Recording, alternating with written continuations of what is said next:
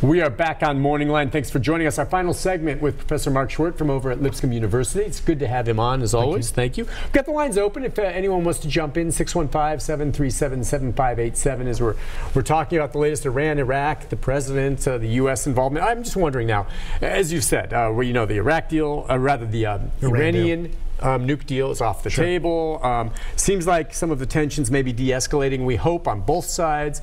So where do we go from here? Is there going to be an opening of communication again between the U.S. and Iranian leaders, especially, though, as we do know the president's going to be tightening the screws on sanctions, and as we know, that leads to starving people. Well, yeah. What I'm seeing here is that he's putting pressure on them to try to set the table to a negotiation that's to his advantage as much as possible. He's trying to show them, listen, there's not really much choice that you have. And what does he want? What does he want? He wants a nuclear-free Iran. Okay, but it is nuclear-free right now. It is right now, but they are actually capable of, in a couple of 3 years probably, of getting a weapon together. Okay, so he wants to sit down again and get a better deal than what he felt was already on the table and say, look, we will lift the sanctions and we'll get back to business as usual if you give us assurances and a way to confirm, just as he was talking about with North Korea, to make sure that you're not getting these weapons. Right, you have to open yourself up to actual inspections in a scale that is not currently in place. Okay. On par with what they do in North Korea? Because that seemed like that's not so good either. I mean, I would think at least. I'm always skeptical of this stuff anyway. If a country, and we're talking about a whole country, wants to agree to something like this, but then they've got some lab hidden in a mountain somewhere. And you know, I know we've got satellites and we can look, but still, if they really want to build it and do it on the sly and get those sanctions lifted, I just can't believe that can't be done. Right, but he also, I think Trump is also putting in there, you know what, if they do that kind of thing, at the very least what we want to do is make it more than what it is. I may not be able to prevent it for all time, but if I can delay this another 5, another 10 years, as opposed to having that 2 or 3 year window, and I'm just estimating there. That's just kind of what I've heard speculated about, because I don't know if there's any publicly known real, beyond this point, we know that they're going to have a weapon. And also, the agreement, the original one, is fairly inconsistent in the sense of Iran is not open to inspections by the International Atomic Energy Agency under conditions that they don't control. They can still develop missile technology, they can still develop warhead technology. So it's an agreement that was actually fairly narrow, and I think it probably wasn't quite up to the rhetoric of, okay, Iran is no longer a nuclear issue. Okay, and I don't mean this as a stupid question, because the answer might be obvious, but if they got nukes, I mean, that doesn't mean they're going to use them. Like a lot of these countries that have them don't use them, thank God. We're the only country that's ever used them. I know, and that is what's intriguing. It is very scary to me, especially with a kook like Kim Jong-un in North Korea, that one of these days, you know, because he's crazy maybe, and he just decides to hit the button. And that's scary to me with someone who's truly, and you know, in my news business, I've seen crazy people commit horrible crimes, and these are the real nutcases. They don't think about anything else, and they would hit the button.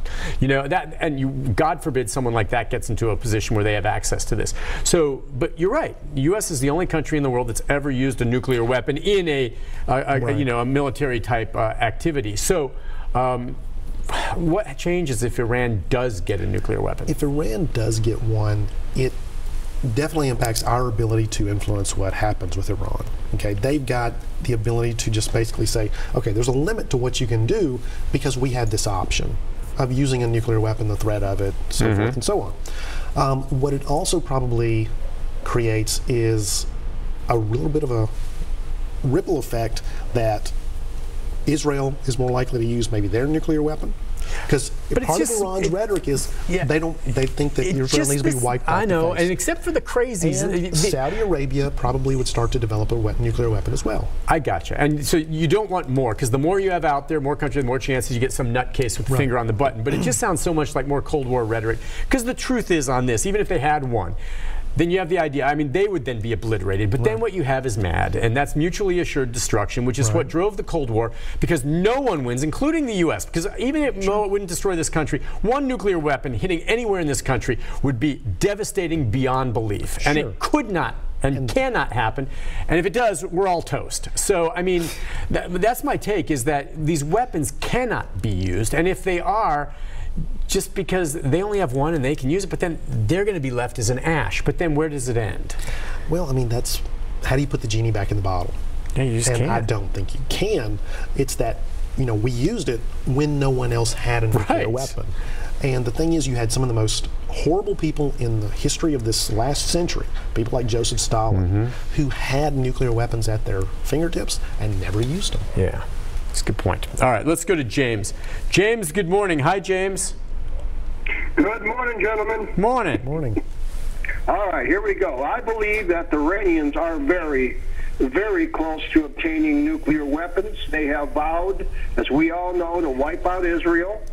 I believe the killing of the Iranian general was a justified thing. And if the Iranians, in revenge, had killed hundreds, if not thousands of Americans, then Trump could have used this excuse to take out 7 or 8 hidden or seen nuclear reactors. The sanctions are taking so long, so Trump has a plan, and he's speeding it up. Okay, you think so? You think there's, because that leads us to where I thought we'd go a bit before we wrap up the show, is where we go from here. He has a plan that he's speeding up. I'm sure he has a plan, but what is it? I don't really see this as being a speeding up thing. I think that this particular killing was in reaction to hitting the American embassy. Okay. That was openly sponsored by Iran, that was openly planned by Soleimani, and they knew who did that, because that is that you're kind of crossing a red line there. That American embassy is U.S. territory. Right. You're endangering American lives directly. It's not that you're able to say, okay, well, we're have some deniability here. And so I think that was really the Rubicon here for that moment. Yeah. Does Trump want to advance that? Yes. I don't think he's doing that. I don't think he killed Soleimani to speed up a plan he already had in place. He's going to let these sanctions squeeze as hard as he can, because he's counting on getting reelected. What are the sanctions again? The sanctions, they would I know just there's some already in place, but this is what, blockades to keep food from getting in on ships, or I don't really know what all restrictions on buying Iranian oil.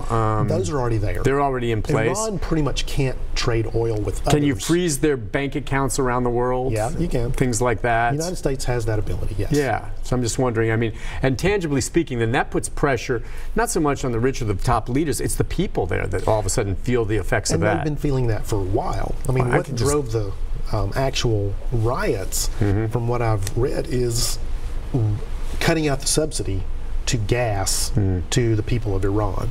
So, like, they get really cheap gas. Right. Well, they're an oil country, they should be able to do that.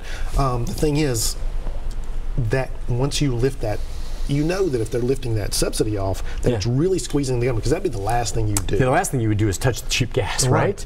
So that was, they had to do that to bring in more money. Yeah, that's my assumption.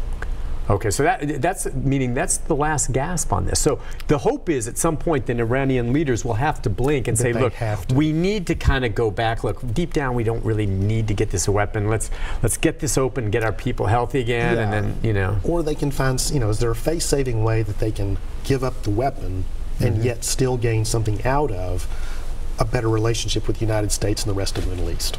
Okay. Boy, it's interesting. I'll tell you what. I mean, a lot's going to happen. As we go. And you're right. The president probably has more of a long-term plan. In his mind, he wants to be reelected, and that would continue there.